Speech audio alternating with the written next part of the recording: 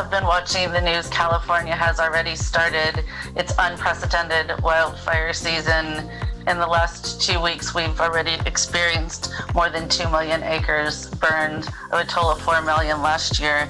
And the calculation of that is about 55 million tons of greenhouse gas to date, not to mention the damage to the forests and the other and fauna and the other associated risks.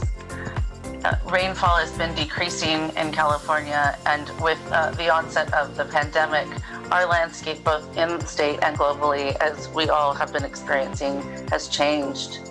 So how is California looking at climate change and adapting and mitigating the effects of greenhouse gas in these times? Some of the projects that we're working on specifically in the co-management phase at a World Heritage listed site in the California Redwoods in northern part of the state.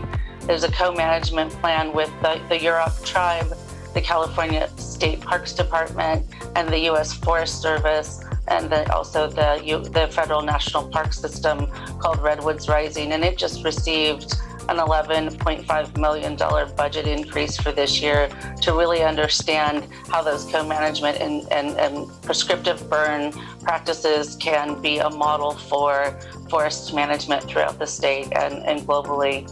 The second example that we're focusing on as part of these two efforts is to take the Natural Environment's Climate Vulnerability Index assessment process and infuse culture, Indigenous community, and adjacent community values to understand and derive a more holistic definition to then do the scientific dive into climate threats, what are the social modulators, how we might better understand and steward values such as tribal subsistence practice for traditional health and resiliency.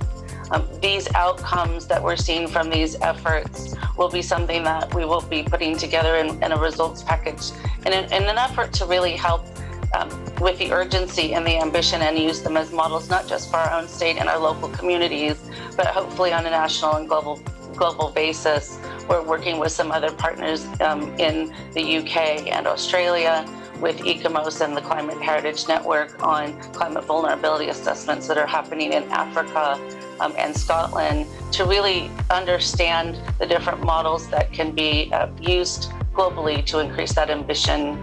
The outcomes need to be inclusive. We are trying to find ways to create those synergies and build capacity to sustain communities into the future.